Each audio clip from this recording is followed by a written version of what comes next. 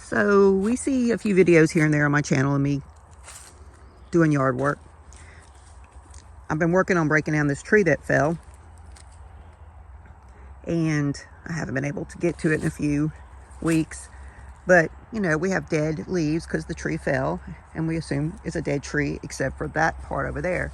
Well, somehow that part over there is funneling nutrition to this part that was supposed to be the dead part. And look, little leaves are growing out of it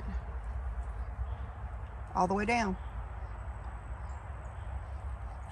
So if this were left here, a whole new tree would sprout up and grow from this, which would be fascinating to see in about 10 years. But let's just face it, I'll probably cut it up because I kind of have to.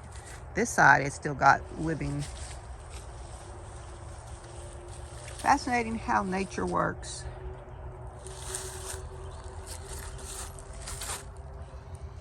Because this has taken, this tree's been down for at least 2 months.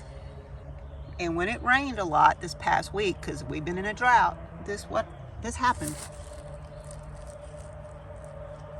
A lesson in perseverance is here somewhere.